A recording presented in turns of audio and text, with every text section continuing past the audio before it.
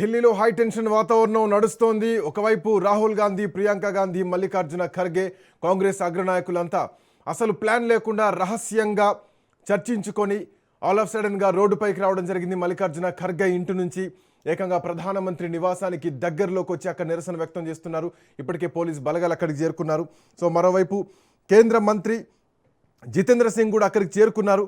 కొంతమంది అక్కడ కాంగ్రెస్ పార్టీ నాయకులు చేస్తున్నటువంటి డిమాండ్కి ఆ విషయంపైన చర్చించేందుకు కేంద్ర మంత్రి జితేంద్ర సింగ్ కూడా అక్కడికి చేరుకున్నారు. మొత్తానికి గత 24 గంటలుగా ఢిల్లీ జంతర్ మంతర్లో మొదలైనటువంటి నిరసన దీక్ష, నిరాహార దీక్ష ఈరోజు ప్రధానమంత్రి ఇంటి వరకు చేరుకుంది. పార్లమెంటు భవనం వరకు చేరుకుంది. ఢిల్లీలో హై టెన్షన్ వాతావరణం నడుస్తోంది. యువత మొత్తం కూడా రోడ్డుపైకి వచ్చింది. యువత పైన టియర్ గ్యాస్ ప్రయోగించారు. యువత పైన లాఠీచార్జ్ చేశారు. నిరుద్యోగులపైన, విద్యార్థులపైన లాఠీచార్జ్ జరగడానికి నిరసనగా ప్రతిపక్షాలు మొత్తం కూడా పార్లమెంట్లో పట్టుబట్టాయి. రోడ్డుపైకి వచ్చి పట్టుబడుతున్నాయి. ధర్మేంద్ర ప్రధాన్ రాజీనామా చేయాలన్నటువంటి డిమాండ్ నుంచి ఏకంగా దేశ హోంమంత్రి అమిత్ షా, ప్రధానమంత్రి నరేంద్ర మోడీ రాజీనామా చేయాలన్నటువంటి డిమాండ్ వరకు వచ్చింది. సో పరిస్థితి చాలా ఉద్రిక్తంగా మారుతోంది. రాజకీయంగా చాలా పెద్ద ఎత్తున చర్చలు జరుగుతున్నాయి. ఏకంగా రాహుల్ గాంధీ ప్రధానమంత్రి నివాసానికి దగ్గరలో ఆయన నిరసన దీక్ష చేపట్టారు. రోడ్డుపై బైఠాయించారు. ప్రియాంక గాంధీ కూడా అక్కడే ఉన్నారు. ఆయన మాట్లాడదే అంశంపైన మరింత సమాచారం తెలుసుకుందాం. మా కరెస్పాండెంట్ సైదులు అందుబాటులో ఉన్నారు. సైదులు, ఒక హై టెన్షన్ వాతావరణం కనిపిస్తోంది. ఏం జరగబోతోంది, ఎలా జరిగింది అంటే ఈ ఆల్ ఆఫ్ సడన్గా ఇన్ఫర్మేషన్ లేకుండా ఒక రహస్య ప్రణాళికతో ప్రధానమంత్రి ఇంటి వైపు రావడం జరిగింది. శత్రు దుర్భేద్యమైనటువంటి ప్రాంతానికి రాహుల్ గాంధీ చేరుకున్నారు. ఎట్లా చూడొచ్చు అంశాన్ని?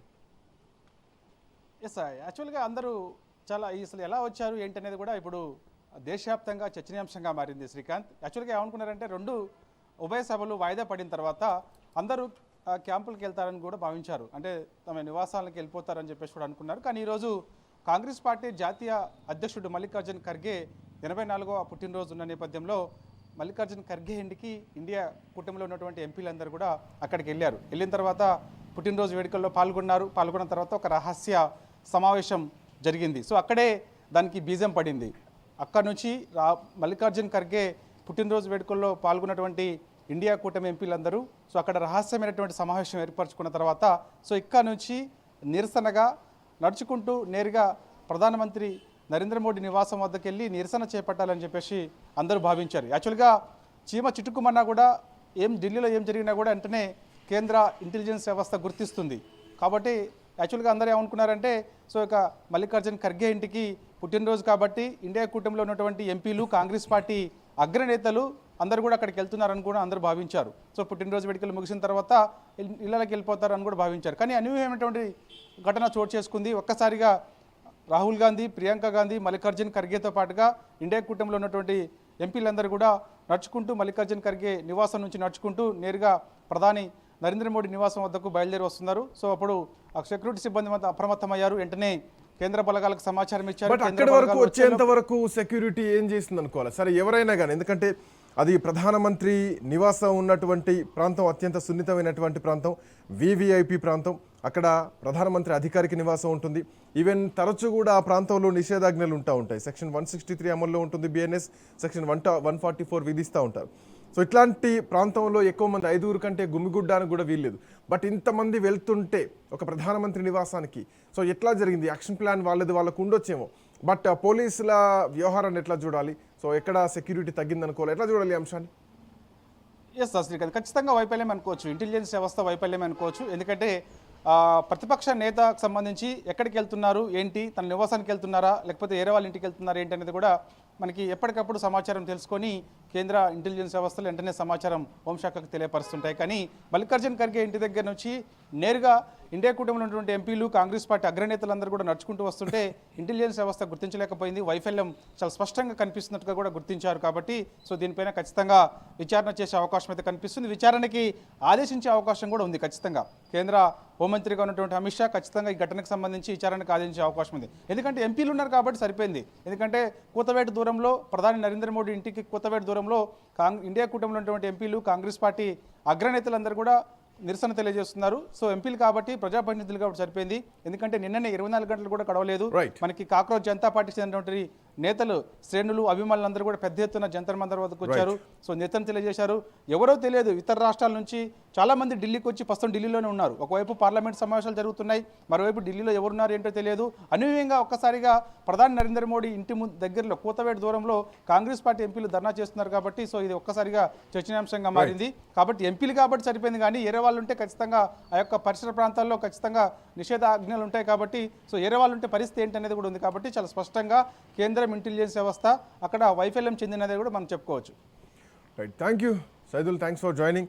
మనం కోటేశ్వరరావు గారు కూడా జాయిన్ అయ్యారు, ప్రముఖ రాజకీయ విశ్లేషకులు. కోటేశ్వరరావు గారు నమస్తే.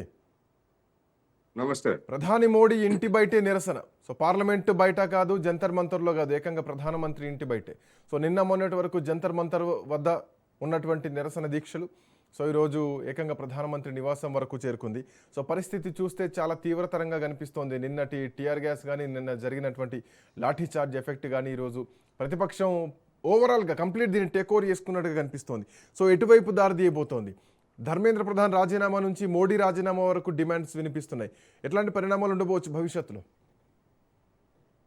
శ్రీకాంత్ గారు, నిన్న ఢిల్లీలో పరిస్థితిని గురించి అంచనా వేయడంలో లేదా పసిగట్టడంలో నిఘా వర్గాలు కావచ్చు, పోలీస్ వర్గాలు కావచ్చు, వాళ్ళు పూర్తిగా విఫలమయ్యారనేటువంటిది స్పష్టంగా కనిపిస్తాం. అవును, ఆ విధమైనటువంటి సమీకరణ ఉంటుంది అని ముందే పసిగట్టి ఉంటే మరి కేంద్ర ప్రభుత్వము వెంటనే వాళ్ళతో చర్చలు జరపడమో లేదా మరో విధంగా దాన్ని అటువంటి పరిణామాలు జరగకుండా చూసుండేవాడేమో. మరి ఒకవేళ తెలిసినా కానీ చూద్దాంలే, ఏం చేస్తారో చూద్దాంలే అనేటువంటి ఒక దురహంకారపూరితమైనటువంటి వైఖరితో కూడా ఉండటానికి అవకాశం ఉంది.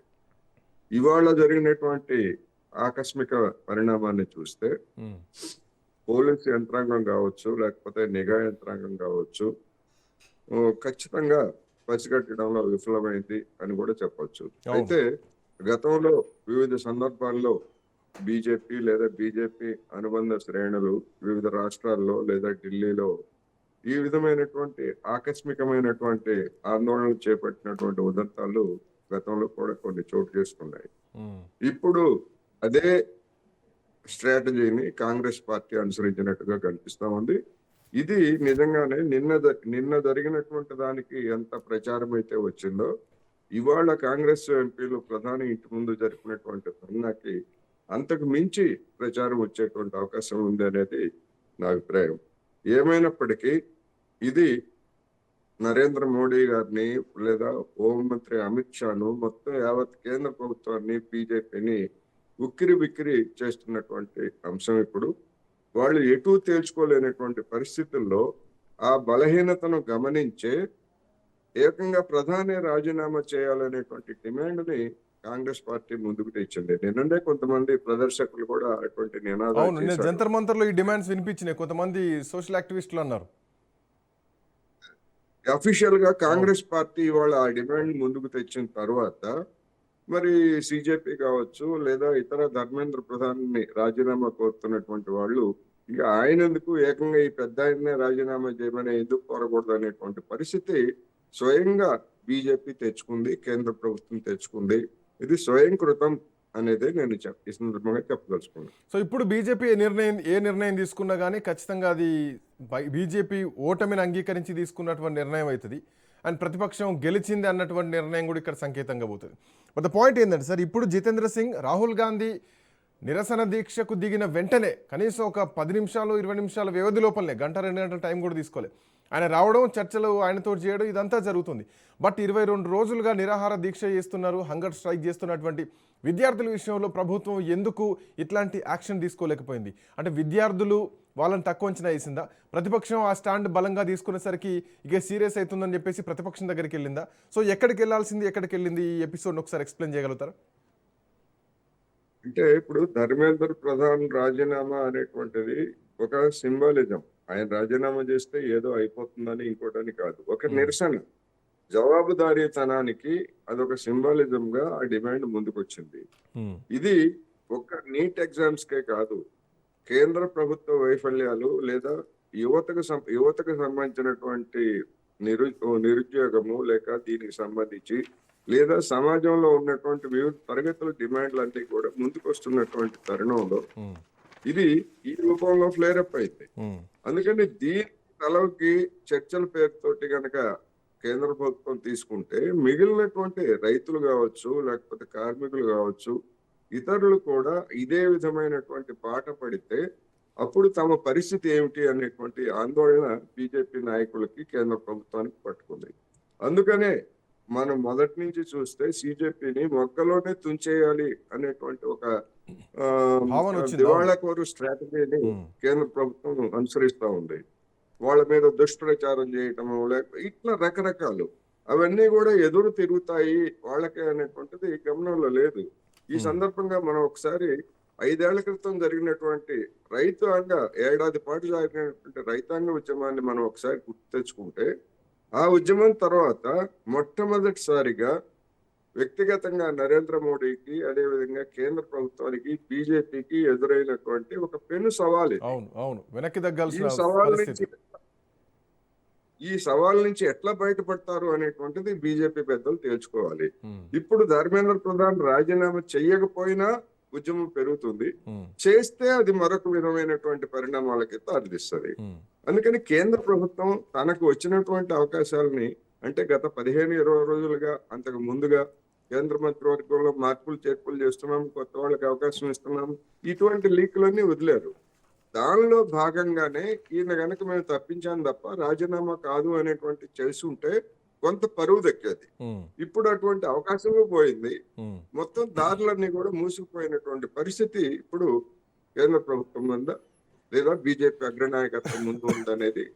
సార్, నల్ల చట్టాలకు సంబంధించి ఈ 3 చట్టాలు ఏవైతే ప్రభుత్వం ఆ రోజు తీసుకొచ్చిందో ఆ చట్టాల విషయంలో పొరపాటు జరిగిందని చెప్పేసి ఒప్పుకున్నారు, వాటిని వెనక్కి తీసుకున్నారు. బట్ బీజేపీ సిద్ధాంతంలో రాజీనామాల కల్చర్ అనేది లేదు అన్నది బీజేపీ నాయకులే బహిరంగంగా చెప్పినటువంటి ఒక మాట. ఎందుకంటే గతంలో వసుంధర రాజే విషయంలో కానీ, సుష్మా స్వరాజ్ విషయంలో కానీ చాలా ఆరోపణలు వస్తే రాజీనామా చేయాలన్నటువంటి డిమాండ్లు వినిపిస్తే వాటిని తోసిపుచ్చారు. ఎక్కడ కూడా రాజీనామాలు జరగలేదు. కమింగ్ టు ధర్మేంద్ర ప్రధాన్ విషయానికి వస్తే, సంస్థానికి సంబంధించినటువంటి వ్యక్తి, ఆర్ఎస్ఎస్ సంబంధించినటువంటి వ్యక్తి, ప్రభుత్వంలో కీలకమైనటువంటి వ్యక్తి, సో అండ్ మోర్ ఓవర్ వారసత్వంగా ఉన్నటువంటి వ్యక్తి, అటల్ బిహారీ వాజ్పేయి కాలం నుంచి తండ్రి కేబినెట్లో ఉన్నటువంటి వ్యక్తి. ఆ విషయంలో నిర్ణయం తీసుకుంటారా? ఎందుకంటే ఒక బలమైనటువంటి వ్యక్తి విషయంలో ఆల్రెడీ బీజేపీ సిద్ధాంతంలో ఈ రాజీనామాలు లేవు, ఎక్కడో మీటు జరిగినటువంటి ఎఫెక్ట్లో తప్పితే. సో ఇప్పుడు ఆ నిర్ణయం తీసుకుంటారా? తప్పనిసరి పరిస్థితి. అండ్ ఇంకొక అడిషనల్ క్వశ్చన్ ఏంటంటే, ఈ రైతు చట్టాలకు సంబంధించి రాజీనామాలు చేయాలనేటువంటి డిమాండ్ రాలే. సో ఇప్పుడు రాజీనామా డిమాండ్ వస్తుంది కాబట్టి ఇప్పుడు నిర్ణయం ఎట్లా ఉండొచ్చు?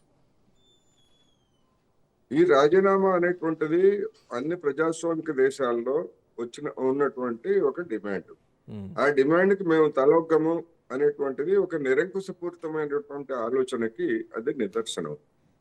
మీరు రాజీనామా చేయకపోతే సరే, దానికి లేవనెత్తినటువంటి అంశాల గురించి మీరు ఏం పరిష్కారం చూపుతారు అనేటువంటిదైనా చెప్పాలి కదా. అంటే ఒక నిరంకుశ పోకడలకి ఇది ఒక నిదర్శనం.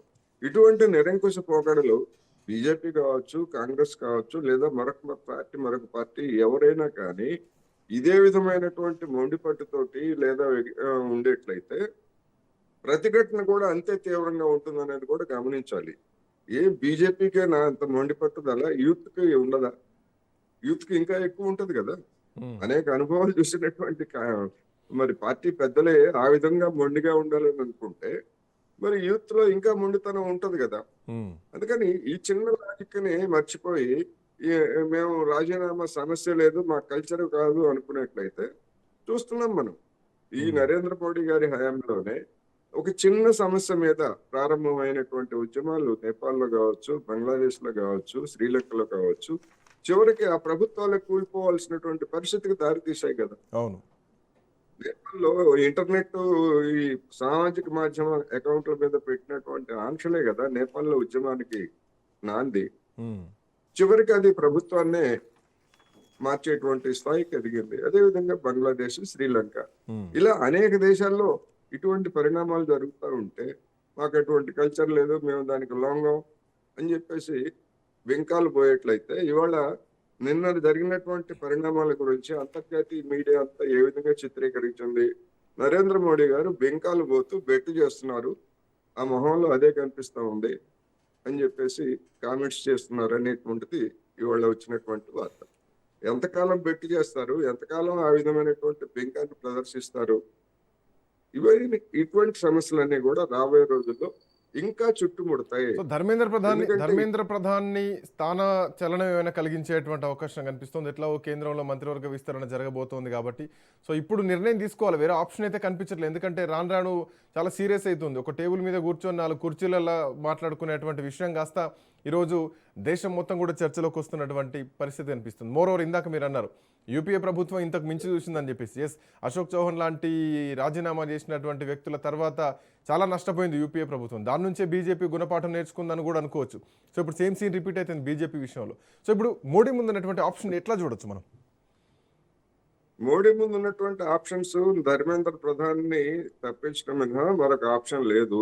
ఒకవేళ ధర్మేంద్ర ప్రధాన్ని తప్పిస్తే నా పరువు నేను తప్పుకున్నట్టుగానే అనేటువంటి ఆలోచన కనుక నరేంద్ర మోడీ గారికి వస్తే అది రాజకీయంగా రాబోయేటువంటి రోజుల్లో ఎటువంటి పరిణామాలకు దారితీస్తుందో మనం ఇప్పుడు చెప్పలేం. కానీ ఖచ్చితంగా ప్రతిఘటన అనేటువంటిది పెరుగుతుంది.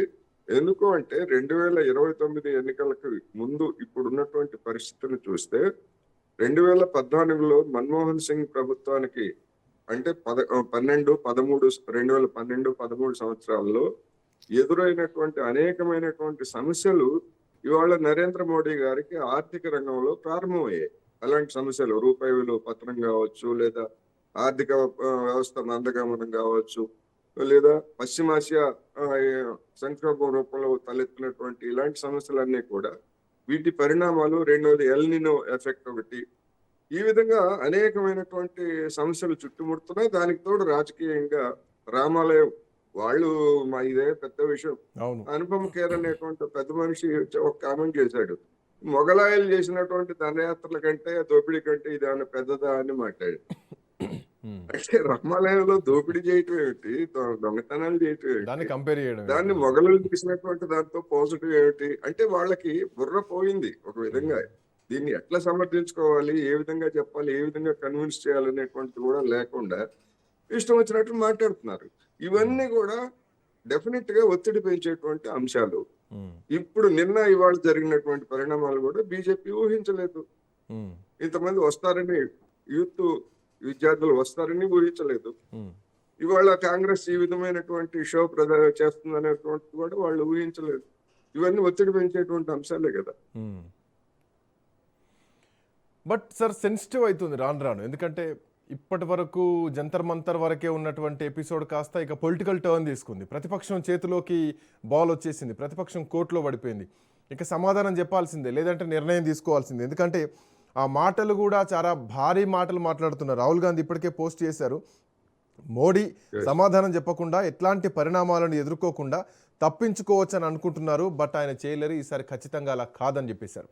లోక్సభలో మొన్న జరిగినటువంటి పార్లమెంట్ సమావేశాలు, ఎన్నికల ప్రచారం మధ్యలో జరిగినటువంటి సభలో డీలిమిటేషన్ బిల్లు తీసుకొస్తే అది వీగిపోయింది. సో మొట్టమొదటిసారి ప్రతిపక్షమే గెలిచిందండి ఒక సందర్భంలో, మొట్టమొదటిసారి ప్రతిపక్షం గెలిచింది ఆ సందర్భంలో. ఇప్పుడు పార్లమెంట్ సమావేశాలు జరుగుతున్నాయి. సో ఇప్పుడు చాలా పెద్ద పరిణామం ఎదుర్కొంటోంది ఎన్డీఏ ప్రభుత్వం. సో ఇప్పుడు ఆప్షన్ మళ్ళీ అక్కడికే వస్తోంది. ఏ నిర్ణయం ఇమ్మీడియట్గా తీసుకోవాల్సినటువంటి పరిస్థితి వస్తే ఆ వేటు ధర్మేంద్ర ప్రధాన్ మీదనే పడేటువంటి అవకాశం కనిపిస్తోందా?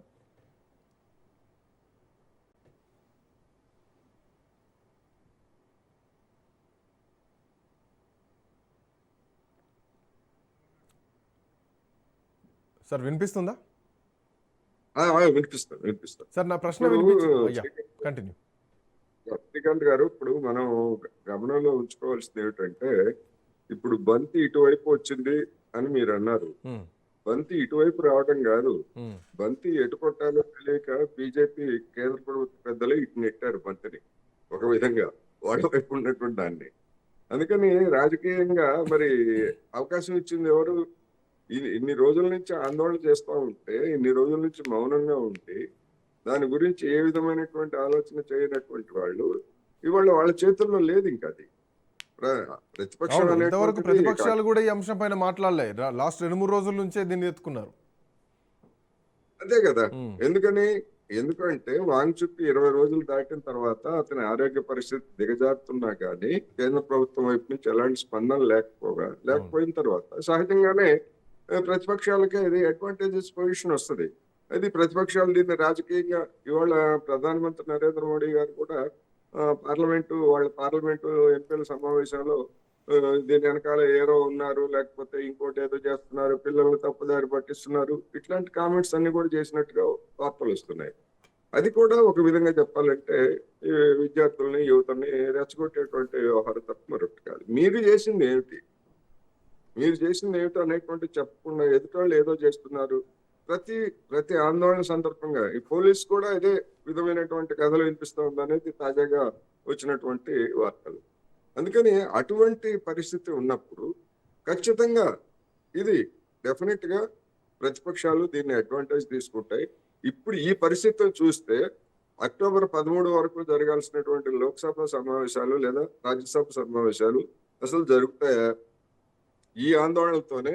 ఎందుకని ఇంతవరకు దీని గురించి మేము పార్లమెంట్ లో చర్చిస్తామనేటువంటి మాట కనీసం ఈ నీట్ కాకపోతే ఈ నీట్ రిలేటెడ్ అంశాల గురించి మేము చర్చిస్తామనే మాట కేంద్ర ప్రభుత్వం నుంచి రాలేదు. పార్లమెంట్ ఆవరణలో చర్చిస్తాం అనట్లేదు, పార్లమెంట్ లో చర్చించాలని ప్రతిపక్షాలు డిమాండ్ చేస్తున్నాయి. బట్ పార్లమెంట్ సమావేశాల ముందు ఈరోజు మోడీ ఒక స్టేట్మెంట్ ఇవ్వడం జరిగింది, నీట్ పరీక్షలకు సంబంధించి కఠిన చట్టపరంగా చర్యలు తీసుకుంటామని చెప్పేసి. సో వాళ్ళు డిసైడ్ అయ్యారు ఈ అంశాన్ని పార్లమెంట్లో చర్చించామని చెప్పేసి. పార్లమెంట్ ఈసారి బిల్లుల వరకే చర్చ చేస్తామన్నది మోడీ మాటలు అర్థమైంది కదా. ఇప్పుడు స్పీకర్ కూడా అదే చెప్పాడు, డైరెక్ట్ గా కాకపోయినా స్పీకర్ కూడా ఏం చెప్పారు, మీరు దీని గురించి చర్చించాలంటే ప్రభుత్వం అనుమతి తీసుకోవాలి, నేను ప్రభుత్వంతో మాట్లాడతాను అనేటువంటి మాట ఆయన నోటి నుంచి వచ్చిందంటే దాని అర్థం ఏమిటి? దీని మీద ప్రభుత్వం ఎటువంటిదైతే నేను చర్చకు ఆమోదం కూడా ఇవ్వను అనేటువంటిది కూడా ఆ సందేశం వినిపిస్తా ఉంది. అందుకని స్పీకర్ ఆ విధమైనటువంటి వైఖరితో ఉన్నప్పుడు, ప్రభుత్వం ఆ వైఖరితో ఉన్నప్పుడు మరి పార్లమెంట్ సమావేశాలు సజావుగా ఎట్లా సాగుతాయి? రెండోది, ఇందాక మీరు అన్నారు ఈ డీలిమిటేషన్ బిల్లు కూడా బీజేపీ పెద్దలకు తెలియదా? వాళ్ళకి అవసరమైనటువంటి మెజారిటీ లోక్సభలో లేదనేటువంటిది తెలుసు కదా. తెలిసి కూడా ఎందుకు ఆ విధమైనటువంటి గేమ్ ఆడారు? ఇప్పుడు మళ్ళా ఇంకొక గేమ్ వేరే, మళ్ళా అదే గతంలో ఏ విధమైన మేము మద్దతు సంపాదిస్తాము, అవసరమైన ఏర్పాట్లు చేస్తున్నామని అప్పుడు కూడా అది చెప్పారు, ఇప్పుడు కూడా అదే చెప్తున్నారు. అంటే ఏంటి, ప్రలోభపరుస్తారా, బెదిరిస్తారా, లేకపోతే ఏం చేస్తారు? లేనటువంటి అంకెల్ని ఎక్కడి నుంచి తీసుకొస్తారు వీళ్ళు? తృణమూల్ కాంగ్రెస్ నుంచి కొంతమందిని లేదా ఇతర పార్టీల నుంచి కొంతమందిని ఫిరాయించినంత మాత్రాన అవసరమైనటువంటి మ్యాజిక్ ఫిగర్ రాదు కదా. అయినా కానీ ఆ గేమ్ ఆడుతున్నారంటే దాని అర్థం ఏమిటి అనేది సమస్య ఇప్పుడు. అంటే వాస్తవాన్ని చూసుకుంటే కనుక ఇప్పుడున్నటువంటి పరిస్థితుల్లో చర్చలు ఎవరితో జరపాలా? విద్యార్థులతో జరపాలి. సో కేంద్ర మంత్రి వెళ్ళి రాహుల్ గాంధీని కలిసినంత ఈజీగా మరి విద్యార్థులను కలిసేటువంటి పరిస్థితి ఉందా? అభిజిత్ దీప్కేని కానీ లేదంటే వాంగ్చుక్ను కానీ వీళ్ళతో ఒక చర్చలకు ప్రభుత్వం ముందడుగేసేటువంటి అవకాశం ఉందా? వాళ్ళు రాజీనామా కంటే అంటే వాళ్ళ వ్యూహం మొత్తం కూడా ధర్మేంద్ర ప్రధాన్ చుట్టే కట్టుకొని ఉన్నారు తప్ప మోడీ వరకు వెళ్ళలేదు. బట్ ఈ ప్రతిపక్షం కాబట్టి వాళ్ళు ఏకంగా మోడీనే టార్గెట్ చేస్తున్నారు. సో ఇప్పుడు ప్రభుత్వం నిర్ణయం తీసుకుంటే విద్యార్థులతో చర్చలకు వెళ్ళేటువంటి పరిస్థితులు కనిపిస్తున్నాయా? ఖచ్చితంగా. ఒకవేళ చర్చలకు ఇప్పుడు అదే ఇందాక నుంచి మనం చెప్పుకుంటుంది, ఇప్పుడు ధర్మేంద్ర ప్రధాన్ రాజీనామా చేసినా ఇబ్బంది పడేది బీజేపీ, చేయకపోయినా ఇబ్బంది పడేది బీజేపీ. ఇప్పుడు చర్చలు జరిపినా ఇబ్బంది పడేది లేదా జరపకపోయినా ఇబ్బంది పడేది కూడా అదే పరిస్థితి. ఎందుకని ఇన్ని రోజులు మీరు సాగదీసిన తర్వాత వాంగ్చుక్ ఆ విధమైనటువంటి నిర్వధిక నిర్దేశ చేసినప్పుడు కదలనటువంటి వాళ్ళు ఇప్పుడు మీరు కదిలారు అంటే దీని సందేశం ఏమిటి? మిగతా వాళ్ళు కార్మికులు కావచ్చు వీళ్ళందరూ ఓహో ఈ ప్రభుత్వానికి గట్టి దెబ్బ పడితే తప్ప వీళ్ళకి మామూలుగా అయితే ప్రజాస్వామిక నిరసనలతోటి వీళ్ళు లొంగి వచ్చేటువంటి రకాలు కాదు, అందుకని తీవ్రమైనటువంటి పద్ధతుల్లోనే జరగాలి అనేటువంటి సందేశం ఖచ్చితంగా ఇతర తరగతుల్లో కూడా వెళ్తుంది. అది ఖచ్చితంగా రాబోయేటువంటి రోజుల్లో ఇబ్బందికరమైన పరిస్థితి మనం చూసాం. రైతు ఆందోళన సందర్భంగా కూడా ఏ విధమైనటువంటి దుష్ప్రచారం చేశారో లేదా చర్చలకు ఏ విధమైనటువంటి మొరాయింపు చేశారో, ఆ తర్వాత చర్చలను ఏ విధమైనటువంటి ప్రహసనప్రాయంగా మార్చారో కూడా మనం చూసాం. అప్పుడు నరేంద్ర మోడీ గారు చేసిన వాగ్దానం ఏమిటి? మేము ఒక కమిటీని వేసి కనీస మద్దతు ధరలకి చట్టబద్ధత కల్పించే అవకాశం ఉందా లేదా తేలుస్తాము ఒక కమిటీని అని కూడా ఇప్పుడు వాగ్దానం చేశారు. ఏది 3 సాగు చట్టాల రద్దు సమయం. ఆ వాగ్దానం మేరకు ఏడాది తర్వాత ఒక కమిటీని వేశారు. ఇప్పుడు 4 సంవత్సరాలు నిండింది ఈ జూలై తోటి. ఇంతవరకు ఆ కమిటీ అసలు సమావేశం అయిందా? సమావేశం అయితే ఏం చర్చించింది, ఏమి నివేదిక ఇచ్చిందో కూడా ఇంతవరకు తెలియదు.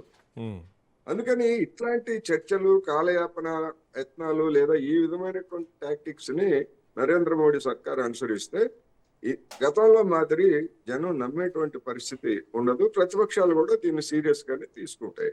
అందుకని ఒక విధంగా చెప్పాలంటే ఇబ్బందికరమైనటువంటి పరిస్థితుల్లోకి తనను తానే నరేంద్ర మోడీ గారు ప్రభుత్వాన్ని, వ్యక్తిగతంగా తనను కూడా అటువంటి సిచ్యువేషన్ లోకి నెట్టుకుంటున్నారనేది అర్థమవుతోంది. బట్ ఒకవేళ ధర్మేంద్ర ప్రధాన్ రాజీనామా చేయకపోతే కాక్రోచ్ జనతా పార్టీ విఫలమైంది అన్నది ఖచ్చితంగా బయటకు వస్తుంది. ఒకవేళ ధర్మేంద్ర ప్రధాన్ రాజీనామా చేస్తే ఒత్తిడికి తలొగ్గింది భారతీయ జనతా పార్టీ కేంద్ర ప్రభుత్వం అన్నది కూడా బయటకు వస్తుంది. సో ఈ రెండింటి నుంచి బీజేపీకి ఉన్నటువంటి మార్గం ఏంటి, సో బీజేపీ తీసుకోవాల్సినటువంటి నిర్ణయం ఏంటి? ఆల్మోస్ట్ పీక్స్ వరకు వచ్చేసింది, ముందు నొయ్యి వెనక గొయ్యి లాంటి పరిస్థితి వచ్చేసింది. ఇప్పుడు సిజేపీకి వచ్చేటువంటి నష్టం ఏమి లేదు రాజీనామా చేయకపోతే. ఒక దృశ్యాన్ని మనం చూస్తే, ఎందుకని ఈ డిమాండ్ తోటి లేదా ఇతరత్ర అనేక డిమాండ్లతోటి సిజేపీ ఇదే కాదుగా ఒక మేనిఫెస్టో లాంటిది ప్రకటించింది కదా. అటువంటి వాటన్నిటితోటి కలిసి వచ్చేటువంటి సంఘాలతో కావచ్చు లేదా పార్టీలతో కావచ్చు ఒక విశాలమైనటువంటి ఆందోళనలకు బాటలు వేసుకోవడానికి సిజేపీకి కూడా ఒక టైం దొరుకుతుంది.